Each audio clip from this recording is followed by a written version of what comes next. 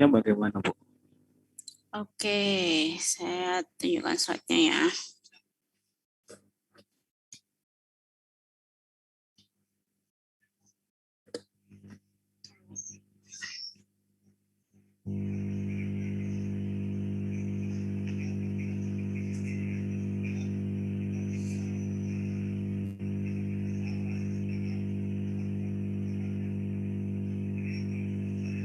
Oke, ya.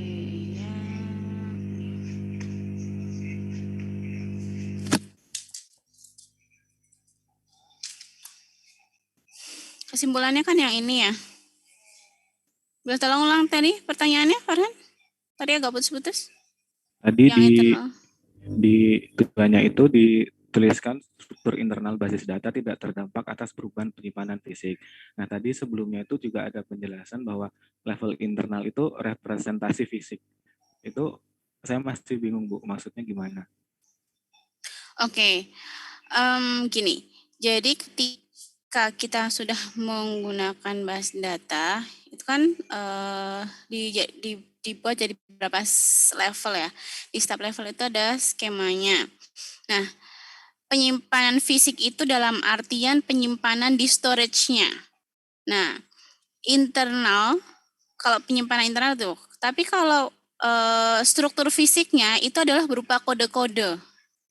Gitu. Jadi apa yang kita lihat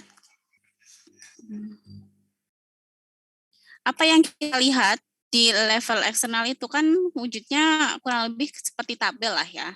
Nah, tapi setiap pengguna itu bisa mempunyai tampilan yang berbeda-beda, bisa mempunyai skema yang berbeda-beda. Nah, masing-masing ini sebenarnya terhubung ke satu skema yang namanya skema konseptual. Apapun yang dilihat itu satu skema, sama semua. Nah, satu skema ini nanti di skema internalnya, di penyimpanan fisiknya, kode yang tertulis itu beda lagi gitu. Jadi ketika di sini konseptual itu misalkan hanya struktur logisnya gitu ya. Struktur logisnya itu seperti apa? Ya itu yang tersimpan di internal, misalkan tipe datanya itu seperti apa itu berbeda. Jadi kalau ada perubahan tipe data di sininya tetap sama. Strukturnya tetap sama. Kalau ada perubahan penyimpanan fisik, yaitu skemanya itu akan tetap sama, tidak akan berubah. Jadi saling independen. Gimana, Berarti yang Farhan? dimaksud tidak terdampak tuh nggak, maksudnya berubahnya tuh berarti yang di eksternal tuh tetap beda-beda atau gimana? Ya, ketika kita tentukan, kalau kemarin contohnya kan di sini ya. Nah, ini ya. Contohnya kan ini ya.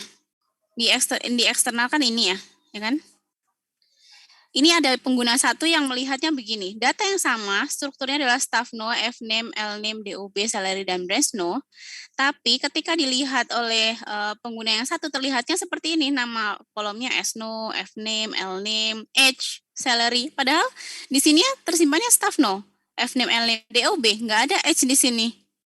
Tapi bisa kita petakan bahwa nanti pengguna satu itu melihatnya dia sebagai sno. Ini nama kolomnya sno, dan di sini kolom DOB itu ditampilkan sebagai age umur. Jadi ada proses on the fly di sini. Nah, di eksternal yang orang lain lagi, pengguna satu lagi, dia cuma melihat beberapa kolom saja, tidak semua kolom. Gitu.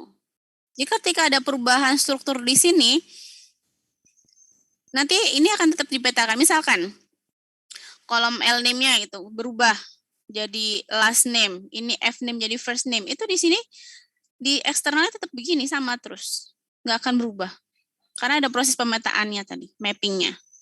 Begitu juga kalau internal, di sini internalnya ada berubah, misalkan tipe data dari staff number-nya atau panjangnya ada yang berubah, maka yang struktur di level konseptualnya tetap begini, tidak akan berubah gitu. Kecuali dihapus ya, kalau dihapus kan jadi hilang, itu pasti akan berubah, akan berdampak. Tapi kalau ada penambahan gitu, tidak akan berdampak, tetap Baik, Bu. sama. Sudah paham, Bu. Terima kasih, Bu. Jadi di sini dibahasakannya imun ya, tidak ada dampak. Ada lagi?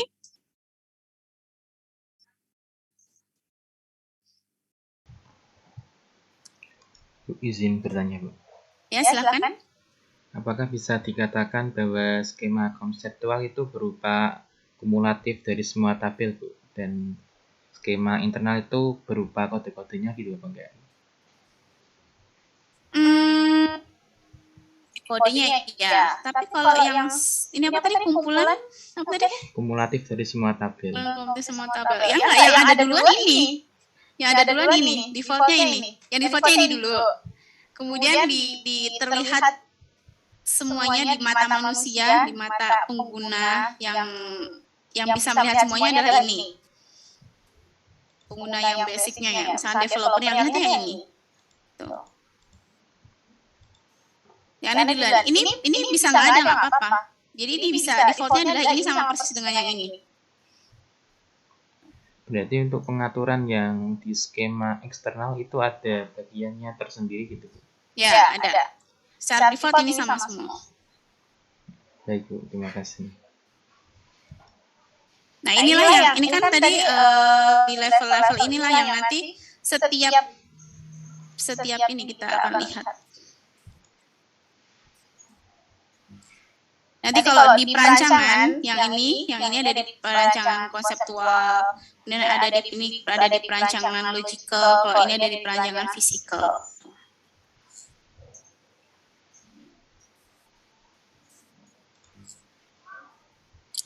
Ada lagi?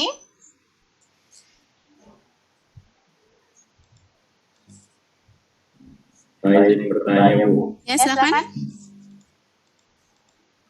Untuk yang arsitektur DBMS yang client server itu untuk yang tier pertama apa cuma terdapat satu klien aja Bu? Client server. Tunggu, yang mana nih? Yang ini? Yang 2 level atau 3 level? Ya, ini 2 level. Ya.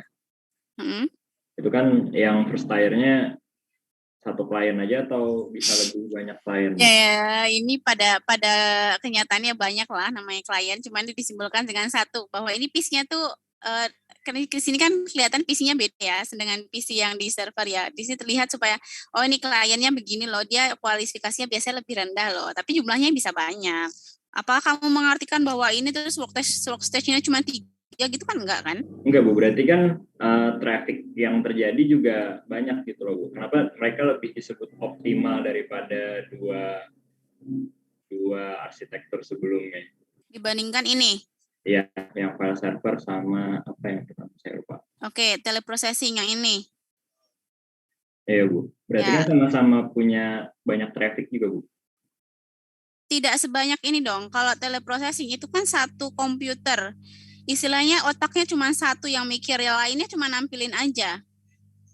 Kalau teleprocessing mau berapa banyak pun kliennya, dia cuma nampilin prosesnya, semua jadi satu ada di servernya. Kalau di file servernya cuma satu, workstation-nya yang banyak, sedangkan DBMS-nya ada di masing-masing workstation. Nah, ketika kita berhubungan dengan aplikasi, itu aplikasi akan berhubungan dengan DBMS-nya dulu, baru terkoneksi ke database-nya. Nah, ketika DBMS-nya itu ada di masing-masing,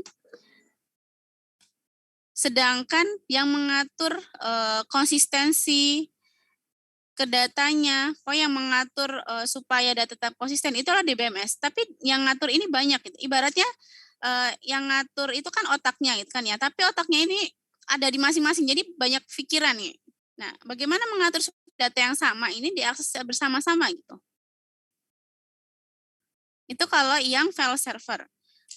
Sedangkan kalau yang client server yang two-tier, itu yang di kliennya itu hanya tampilan dan proses bisnis yang ada di klien, pemrosesan data. Tapi semua aplikasi yang ada di klien itu terkoneksi ke satu DBMS. Jadi yang ngatur itu tetaplah satu. Jadi sini pengolahan datanya lebih mudah dibandingkan dengan yang sebelumnya. Dan beban dari servernya juga tidak terlalu banyak karena di sini hanya server side validation processing aja. Untuk apa yang berhubungan dengan klien ya di-handle masing-masing klien. Kalau kliennya banyak ya di masing-masing klien aja. Akan lebih mudah lagi kalau pakai yang retire. Tuh. Yang database-nya hanya data validation, validasi data dan database access, kliennya hanya user interface-nya. Nanti pemrosesan logik-logiknya ada di application server. Tuh. Mana Rahmat? Aman, Bu. Terima kasih, Bu.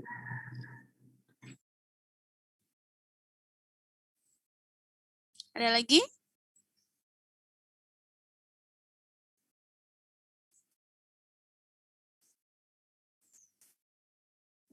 Izin bertanya, Bu.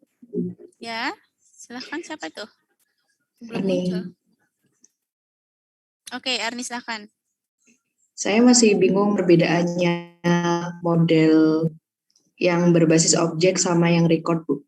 Itu kan yang di objek itu kan terdiri dari entitas sama atribut sama hubungannya. Sedangkan itu kan tiap-tiap tabelnya juga mengandung atribut, entitas sama hubungannya masing-masing gitu, Bu. Oke.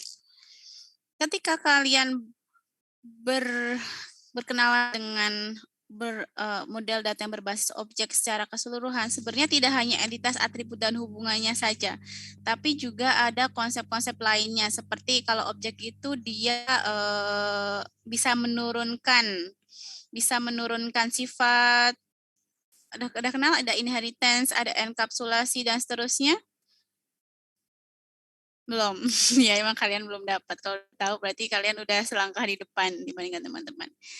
Ya, entitas, atribut, dan hubungan itu hanya sebagian kecil dari model data berbasis objek. Yang lainnya itu ada penurunan sifat. Jadi nanti misalkan, ibaratnya penurunan sifat nih, kalau yang kita tahu kan orang tua itu punya sifat, nanti diturunkan ke anaknya, gitu kan ya. Nah, sifat ini adalah atribut dan hubungannya juga. Jadi apapun yang dimiliki orang tuanya atau parent yang berhubungan dengan entitas ini akan diturunkan juga ke anaknya gitu. Jadi ada hubungan itu nanti. Sedangkan kalau di record, ya entitas itu nanti akan kita petakan.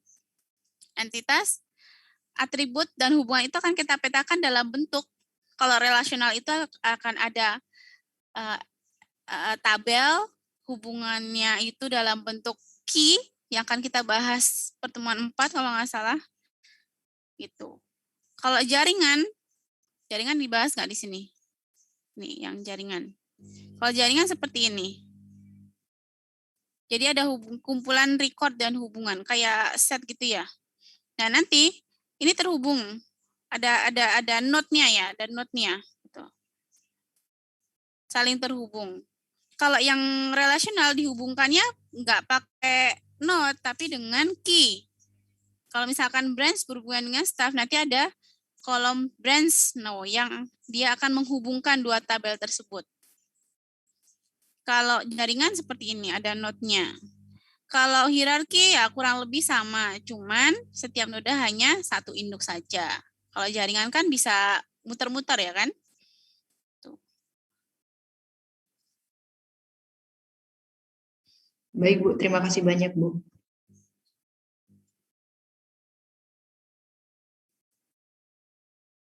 Ada lagi? Arfian udah ganteng nih ya, tapi kumisnya masih panjang. Belum sempat cukur kumis, Bu.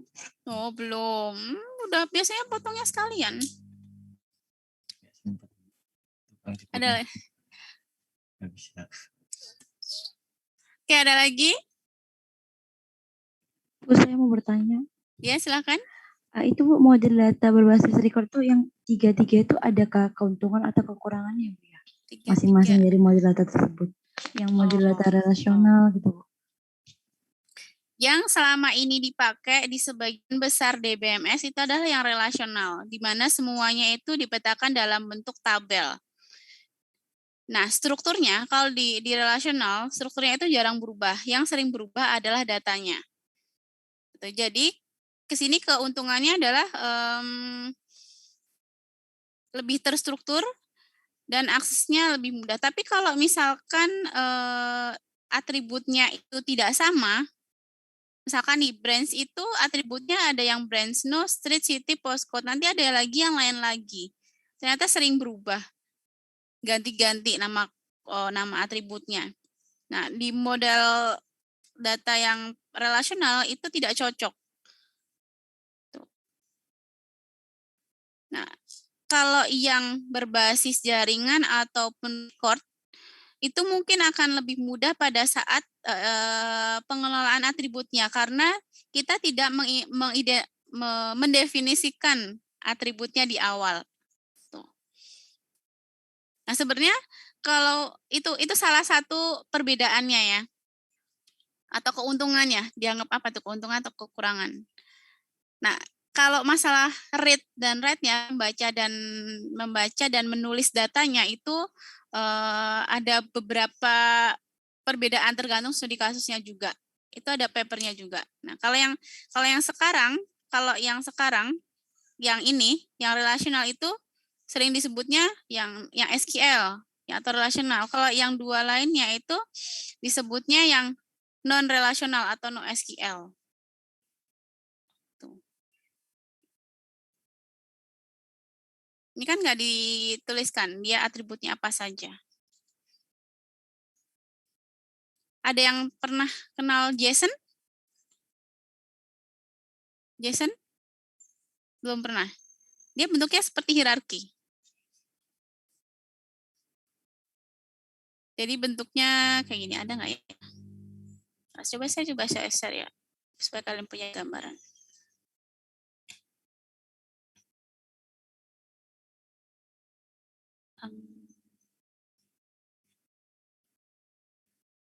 Tunggu, gimana ya?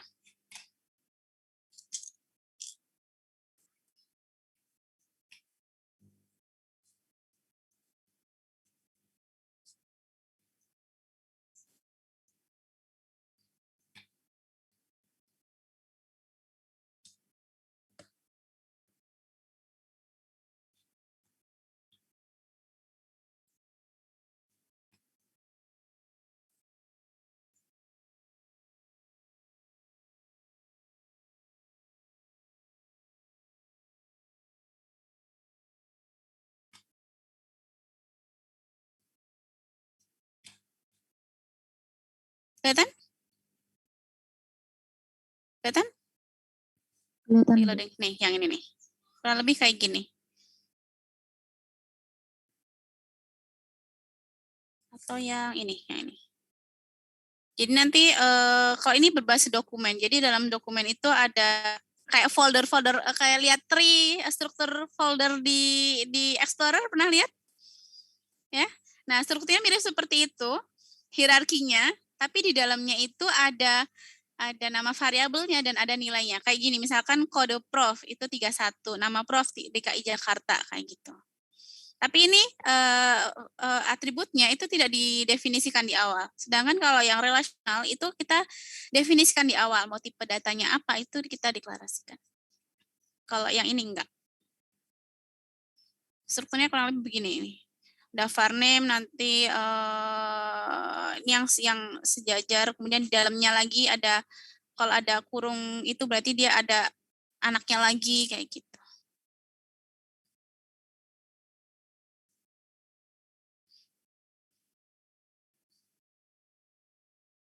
Kalau ada yang tertarik, ayo bergabung. Ada lagi? Saya izin bertanya, Bu. Siapa tadi? Kayaknya ada ya suara cowok dulu tadi. Enggak ya? Enggak ada ya, silakan. Saya belum paham tentang client server. Mengapa itu dikatakan biayanya lebih sedikit daripada yang file server maupun teleprocessing? Oke, ini ya. Ibaratnya kita mau sebagai apa nih? Kita mau sebagai organisasi ya. Kalau yang organisasi, maka kita menyediakan satu komputer ini yang bisa segalanya, yang bisa mengakomodasi semua kebutuhan klien, semua-muanya. Karena ini komputernya nggak bisa apa-apa sama sekali, cuma nampilin aja. Ya. Kalau yang ini,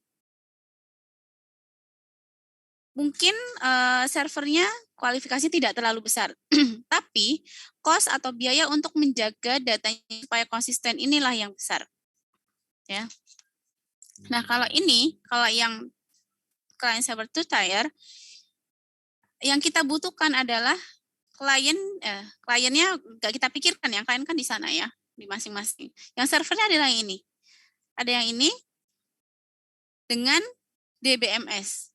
Yang penting dia bisa melayani banyak klien, tapi dia tidak perlu memproses user interface-nya seperti apa, proses bisnis yang ada di kliennya seperti apa. Itu kita tidak pikirkan. Kita hanya berpikir bagaimana kita memvalidasi data dan mengakses datanya, mengelola base datanya. Itu tugas servernya.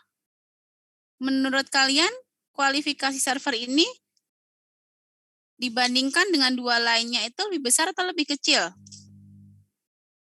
Dibandingkan dengan ini, ya ini mungkin sama, tapi cost-nya lebih besar. Kalau dengan yang ini, dia harus melayani klien, semuanya ada di sini. Lebih besar apa lebih kecil? Lebih kecil yang client server. Lebih kecil yang client server. Sekarang, bandingkan lagi dengan yang ini. Yang ini, T-tier, tapi server yang di sini cuma data validation dan database access, tidak memproses logic-logic yang lainnya. Yang ini ada application server, dia hanya memproses business logic dan pokoknya logic-logic doang, validasi-validasi yang berhubungan dengan proses bisnis dan datanya. Kliennya cuma user interface doang. Mana yang lebih murah? Dari sisi klien dan dari sisi server dibandingkan dengan yang ini. Di sini dia selain user interface ada juga pemrosesan logik-logiknya. Ibaratnya nih kalian harus mikir, harus nampilin juga. Dibandingkan dengan di sini kliennya cuma nampilin doang. Dari sisi kliennya di sini lebih ringan, ya kan? Dari sisi servernya ya sama aja ya. Di sini lebih ringan juga. Hanya dipisah-pisah. Nah, yang kebanyakan yang sekarang dipakai ya model yang beginian. Mungkin kalian nggak melihat, kalian hanya sebagai klien yang merasakan, tapi dari sisi servernya mungkin akan terlihat. Ini dari segi aplikasinya saja ya, belum internal jaringan keseluruhan organisasi. Nanti masih ada lagi server yang lainnya. Dibagi-bagi lagi biasanya. Mau tanya lagi, tadi kan disebutkan kalau client server itu performa, terus traffic datanya itu lebih baik daripada yang file server maupun teleprocessing. Nah, itu apakah ada keunggulan dari teleprocessing maupun file server yang membuat suatu organisasi atau perusahaan itu masih lebih memilih teleprocessing dan file server? Oke. Ini mungkin masih udah jarang ya yang pakai yang teleprocessing karena butuh servernya yang besar banget. Keuntungannya mungkin dari sisi klien ya, di sini klien ya udah tinggal kosongan aja gitu, kosongan dari kliennya kosongan, tinggal nampilin aja, nggak ngapa-ngapain lah, nampilin aja. Kalau ini kayaknya ini udah nggak ada yang pakai ya. Kalau DBMS-nya di masing-masing, sedangkan servernya ada di sini. Tuh. Kalian kebanyakan dipakai ya antara yang ini, yang two-tier atau yang three-tier kalau sekarang paling. Itu.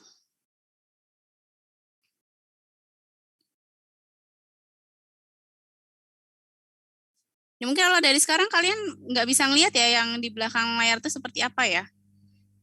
Atau kalian ada yang sudah sering bangun aplikasi? Ada yang sudah familiar dengan semua ini, jaringan? Ada? Ada. Nanti buktikan sendiri ya. Nanti kalian ingat-ingat kalau udah belajar tentang jaringan, kalian buktikan sendiri. Ada lagi? Ya, terima kasih.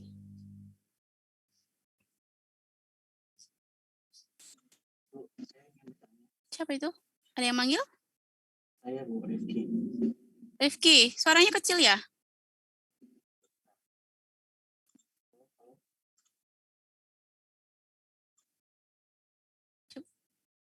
Saya spotlight ya. Nah, oke. Coba silakan. Kamera di atas ya Rifki ya?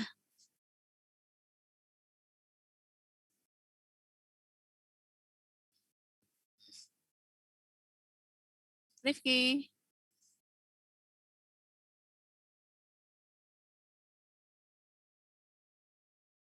Ki.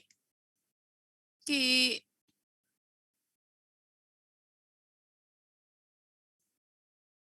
Kamu boleh mundur dikit nggak?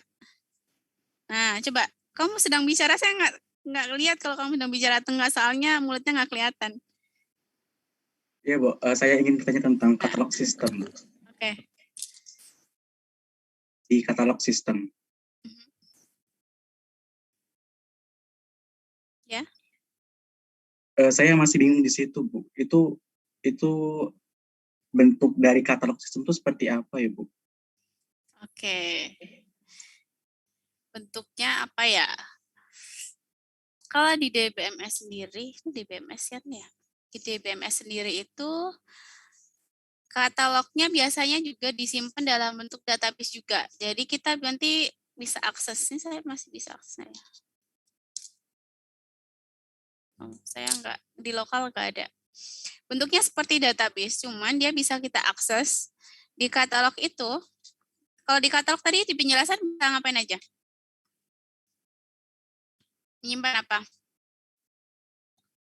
Data secara kolektif. Terus? Bukan data secara kolektif, tapi datanya, metadata dari data yang ada dalam base datanya apa saja. Jadi di situ, kalau kita akses katalog itu kita bisa lihat kurang lebih base datanya apa saja yang ada. Apa saja, siapa penggunanya, siapa saja, hak aksesnya bagaimana, itu bisa kita lihat. Kalau kita akses ya bentuknya sama-sama seperti base data, cuman dia dipakai oleh si DBMS ini untuk menyimpan metadata dari base data yang ada di DBMS-nya itu. Kebayang nggak sih kalian bentuknya kayak gimana? Nggak? Belum? Kalau kita lihat bentuknya beneran kayak tabel sih.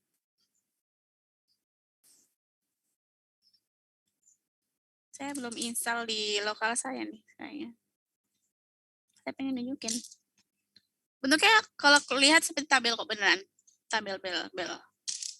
Kan external view, kita melihatnya external view aja. Tapi secara default ya bentuknya seperti tabel. Nanti buktikan ya.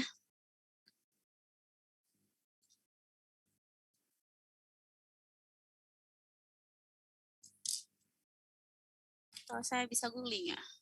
Katalog sistem.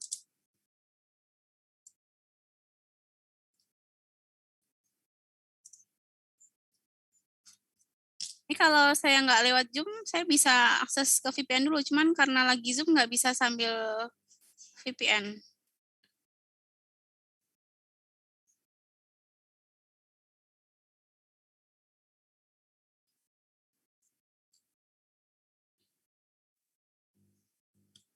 Ini saya tunjukin yang ada di internet aja ya, kurang lebih sama kok.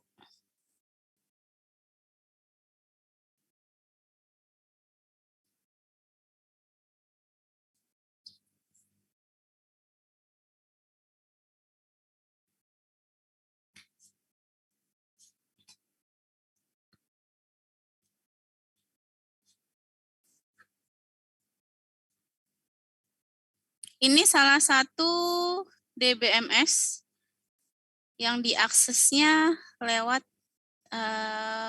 browser. Namanya phpMyAdmin. Di belakangnya bisa MariaDB, bisa MySQL.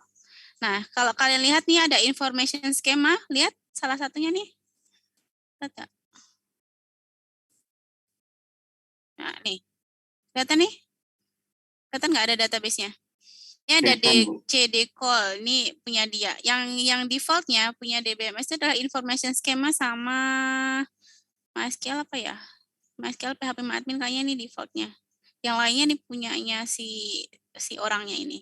Nah, ini kalau kita lihat information schema.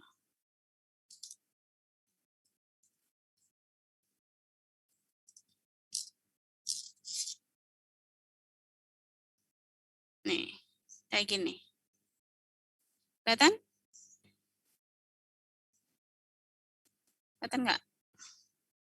Nih, kelihatan? Nah, ini ada karakter set, ada collection, ada kolom privilege, ada routine, skema tab privilege, tables, constraint, dan seterusnya. Ini metadata, data yang menjelaskan tentang data. Jadi ada usernya siapa aja dari user privilege, nanti dia bisa lihat dia akses ke tabel mana saja, aksesnya apa saja, tabelnya ada apa saja, statistik itu ukuran datanya berapa gitu. Bentuknya kayak tabel kan ya? Kalian lihat ya bentuknya seperti apa tabel? Atau bukan? Ya, memang begini.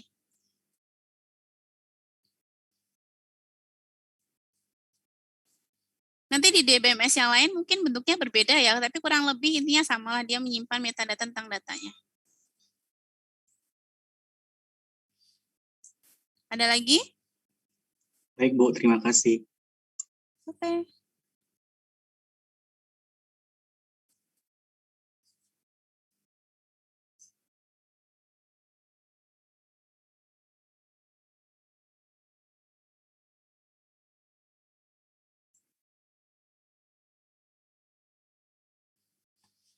Ada lagi?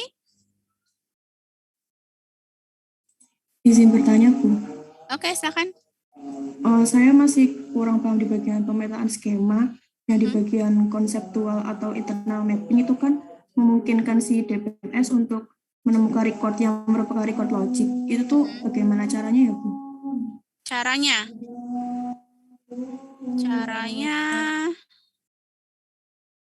Saya share dulu.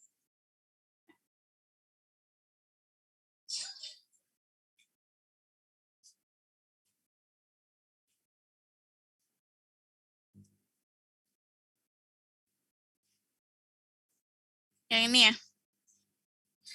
Saya bisa menjelaskan yang eksternal ke konseptual. Tapi kalau konseptual ke internalnya, saya belum pernah ngotak-atik dalamannya DBMS-nya. Ya, tapi kurang lebih ginilah ya.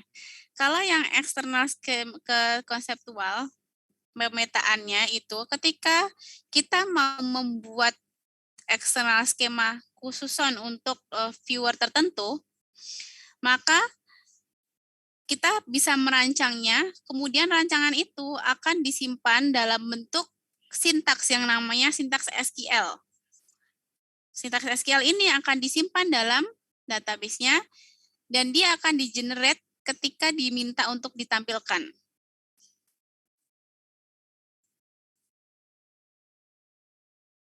Jadi ada kode-kodenya yang memetakan ini. Misalkan tadi yang SNO itu diambil dari mana sih? Kalau kodenya kurang lebih staffno SNO. Jadi aslinya itu staffno ditampilkan sebagai SNO. Gitu. Kebayang? Ini. Tadi kodenya mana? Yang ini ya. Ini salah satu contoh kodenya adalah, saya bisa coret-coret nggak ya? Annotation. Nggak ada annotation di sini.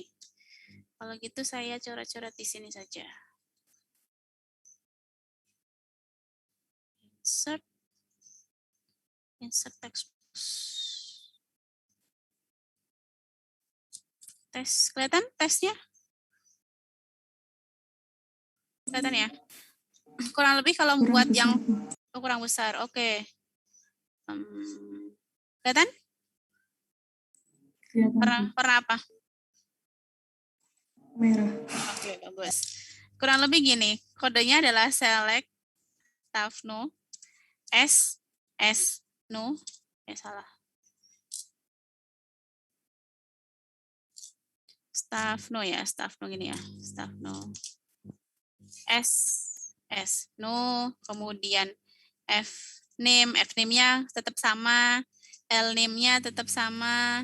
Kemudian cara menghitung tanggal lahir itu gimana? Now, misalkan cara menghitung dapatnya itu now ya.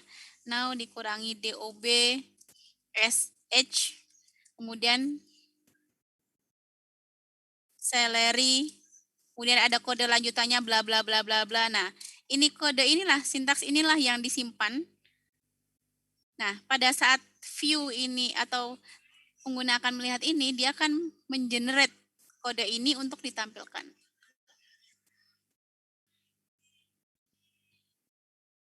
Seharusnya yang konseptual dengan internal itu kurang lebih juga begitu. Ada mappingnya seperti itu.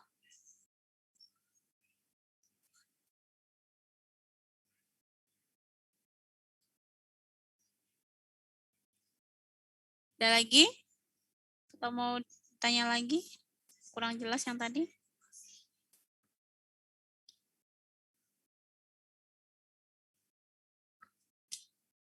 Ada? Nggak ada? Yakin? Saya tanya nih nanti nih. Untuk yang pemetaan, kalau kalian bisa menjelaskan gambar ini secara lengkap dari slide pertama sampai slide yang terakhir dalam gambar ini, itu berarti kalian udah paham. Tapi kalau kalian belum bisa menjelaskan satu gambar ini dengan kata-kata yang ada dalam slide pertama sampai slide ini, berarti belum paham.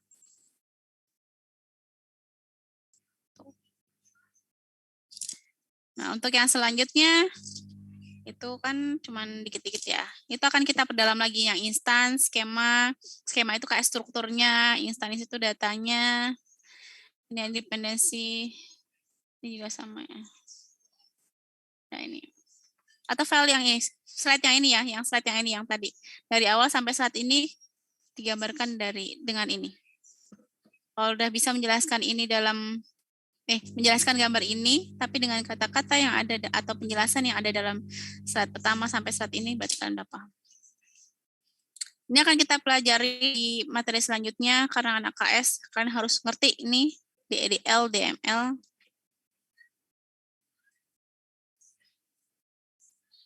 Tuh. Kalau tentang jaringannya kurang lebih itu hanya sedikit saja. Kalian nanti akan perdalam lagi di jaringan, di mata kuliah jaringan.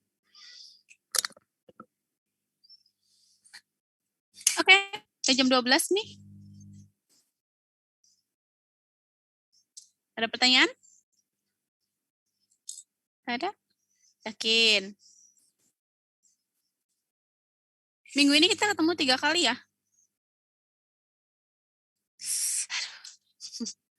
Oke, yakin? Gak ada pertanyaan? 1, 2, 3, 4, 5, 6, 7, 8, 9, 10, nggak ada? Oke, kalau gitu kita akhiri pertemuan ini. Oh, Rahmat nggak ngantuk tuh, waktunya tidur siang ya. Ada sesi 3? Alhamdulillah nggak ada. Alhamdulillah. Oke, saya ada sesi 3. Jadi kita ketemu lagi hari apa? Rabu. Sesi 1 ya? Oh, Kamis. Kamis sesi 1 ya? Oke. Oke. Kalau nggak ada pertanyaan lagi, kita akhiri pertemuan ini. Jangan lupa resumenya. Resumenya resume dari materi ya. Jangan resume dari resume temennya ya. Apalagi resume dari resume. Oke? Nanti saya cek ya. Kalau ada yang resumenya asal-asalan, itu berarti kuliahnya nggak benar. Saya bisa menyampaikan ke BAK untuk mencabut kalau kalian ngerjainnya asal-asalan. Termasuk juga kalau pertemuan selanjutnya masih penampilannya tidak sesuai dengan aturan, saya juga bisa melaporkan ke BAK supaya kalian dikenai sanksi. Masih ingat kan ya sanksinya? Kalau rambutnya panjang, yang cowok ya, rambutnya panjang, berkumis, berjenggot. Kalau cewek nggak kelihatan sih di sini, yang penting nggak menor. Oke? Boleh diakhiri? Ada yang mewakili? Jawab dong. Pakai suara, soalnya videonya lagi nge-freeze. Cukup, Bu. Oke, alhamdulillah. Oke, kalau gitu resumenya jangan lupa, jangan telat, jangan mengecilkan ya. Sampai jumpa, selamat siang, selamat beristirahat. Wassalamualaikum warahmatullahi wabarakatuh. Waalaikumsalam warahmatullahi wabarakatuh. Terima kasih, Bu. Terima kasih, Bu. Terima kasih.